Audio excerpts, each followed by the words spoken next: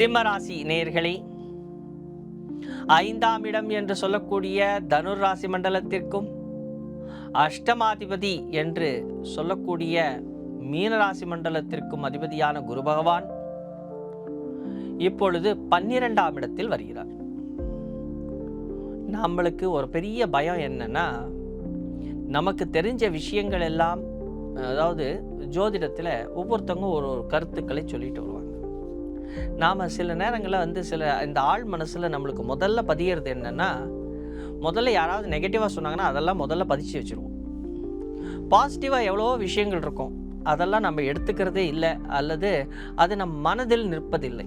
நம்மளுக்கு பயம், சில நேரங்களில் இந்த பயம்தான் பெரிய பிரச்சனை. அந்த பயத்தின் மூலமாகத்தான் நம்மளுடைய விரயமும் இருக்குங்கிறத நம்மளுக்கு புரிஞ்சுக்கணும். ஏன்னா இப்போ குரு பகவான் 12ஆம் இடத்திற்கு வருகிறார். 6ஆம் இடத்தையும் 8ஆம் இடத்தையும் பார்வையிடுவார். 6ஆம் இடம் அப்படின்னு சொல்லும் பொழுது அந்த இடம் கடன், வம்பு வழக்கு, வியாதிகள். 8ஆம் இடம் திடீர் கஷ்டங்கள், இதெல்லாம் நெகட்டிவான விஷயங்கள், இதெல்லாம் மனசுக்குள்ள ஆழமாக பதிஞ்சிருக்கும். அப்போ குரு பகவான் யாரு அது நல்லா தெரியும். ஏன்னா குரு பகவான் வளர்ச்சி அடைய செய்பவர்.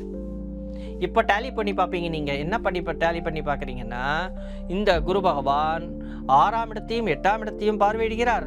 அந்த இடத்தை வளர்ச்சி அடைய செய்து விடுவார்.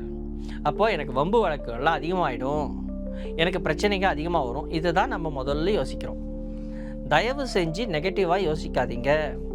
எதிர்மறையான எண்ணங்களை வளர்க்காதீர்கள். எதிர்மறையாக நீங்கள் சிந்திக்க நீங்கள் கேட்க இந்த பிரபஞ்சம் உங்களுக்கு எதிர்மறையான சக்தியைத்தான் கொடுக்கும். நீங்கள் பாசிட்டிவாக இருக்கணும், நீங்கள் நேர்மறையாக யோசிக்கணும், நீங்கள் நேர்மறையாக சிந்திக்கணும். உங்களுடைய வாயிலிருந்து, உங்களுடைய செயல்பாட்டிலிருந்து நல்ல நேர்மறையான விஷயங்கள் வந்தால் இந்த பிரபஞ்சம் உங்களுக்கு நேர்மறையான விஷயங்களை கொடுக்கும். அப்போது எல்லாமே உங்கள் கையில் தான் இருக்குது. அது கையில் இருக்குது, அது செயல்பாட்டுக்கு வருமா அப்படின்னா 75% இந்த குரு பெயர்ச்சியின் மூலமாக உங்களுக்கு நன்மை கிடைக்கும். 4ஆம் இடத்தை பார்வையிடுகிறாரே, அது சுகஸ்தானம் அப்படின்னு நம்மளுக்கு சொல்லி வரும்பொழுது சுகங்களை தருவார். அசையும் சொத்து, அசையா சொத்துக்கள் வாங்குவதற்கும், அதே நேரம் நம்மளுடைய வீடு, வாகனம் இவற்றில் ஒரு முன்னேற்றத்தை தருவதற்கும், அந்த இடத்தில் வளர்ச்சி அடைய செய்வதற்கும் குரு பகவான் உதவிகரமாக இருக்கிறார். குரு பகவான் அப்படின்னு சொல்லும் பொழுது அவருடைய பார்வை மாத்திரம் இல்லைங்க, அவருடைய காரகத்துவங்கள் எல்லாம் இருக்கு. ஆனால் இதெல்லாம் இந்த செயல்பாட்டிற்கு வரணும் அப்படின்னு நம்ம சொல்லி வரும்பொழுது 2 விஷயங்கள் ரொம்ப முக்கியமாக நம்ம பார்க்க வேண்டிய விஷயங்கள். உங்களுடைய சுய ஜாதகத்தில் லக்னம், அதே நேரத்தில் குரு பகவான் எங்கே இருக்கிறார், அவர் யாருடன் சேர்ந்து இருக்கிறார், உங்களுடைய கடகராசி மண்டலத்தில் சுய ஜாதகத்தில் எந்தெந்த கிரகங்கள் இருக்கிறது, அவர் எந்தெந்த கிரகத்தை கடக்கப் போகிறார், அதே நேரத்தில் அவர் இப்போ எந்தெந்த கிரகம் பார்வையிடுகிறதுங்கிறதெல்லாம் இருக்கு.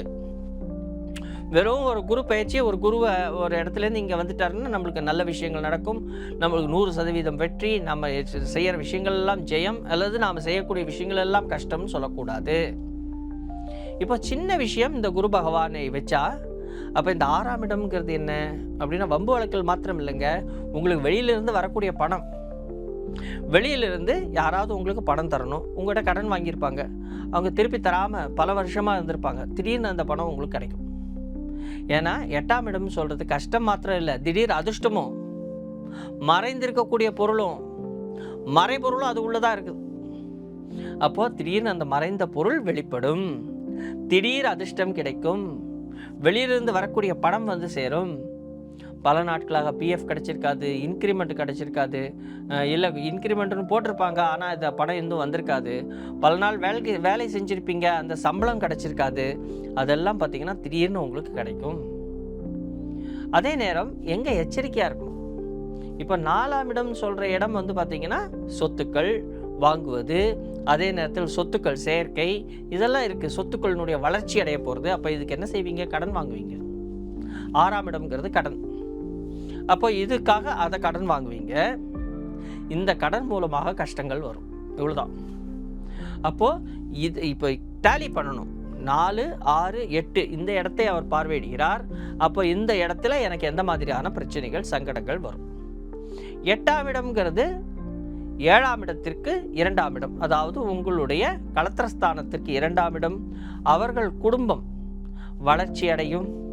அவர்கள் குடும்பத்தில் ஒரு சில நல்ல விஷயங்கள் நடைபெறும். அதே நேரத்தில் உங்களுடைய மனைவி அல்லது உங்களுடைய எதிராளி, இவர்களுக்கு உங்களுடைய பார்ட்னர், இவர்களுக்கு சில நேரத்தில் உடல்நிலை சரியில்லாமல் போகலாம். அந்த விஷயத்தில் நம்ம கொஞ்சம் எச்சரிக்கையாக இருக்கும். பணம் மாத்திரமல்ல குரு, படிப்பிற்கும் அவர்தான் காரணம், பெரும் பணத்திற்கும் அவர்தான் காரணம், தங்கம் போன்ற வஸ்துக்களுக்கு அவர்தான் காரணம், மஞ்சள் நிற வஸ்துக்களுக்கும் அவர்தான் காரணம். நீங்க சிம்மராசிக்காரர்கள், ஆளுமை தன்மை இருக்கிறவர்கள். அப்போ எந்த ஒரு விஷயத்தையும் எடுத்தோம் கவுத்தோம் சில நேரத்தில் முடிப்பீங்க. சில நேரத்தில் அந்த பச்சாதாபமே பார்க்க மாட்டீங்க. இதெல்லாத்தையும் கொஞ்சம் மாற்றி வச்சுக்கணும். அதெல்லாத்தையும் கொஞ்சம் மாற்றி வச்சுக்கிட்டு நாம் சில விஷயங்கள் செய்யும் பொழுது கவனத்துடனும் எச்சரிக்கையுடனும் செய்யணும். நாம் சில விஷயத்தில் கை வைக்கும் பொழுது மற்றவர்களுடைய ஆலோசனை கேட்டு செய்யணும். அதே நேரத்தில் கணவன் அல்லது மனைவி, அவர்களுடைய குடும்பத்தார், அதே நேரத்தில் அவர்களுக்கு ஏற்படக்கூடிய சங்கடங்களிலே நாம் கொஞ்சம் எச்சரிக்கையாக இருக்க வேண்டும். 75% வெற்றியை பெறக்கூடிய இந்த குரு பெயர்ச்சியில் நீங்கள் வெற்றி காண உங்கள் சுய ஜாதகத்தை ஒரு முறை பார்த்து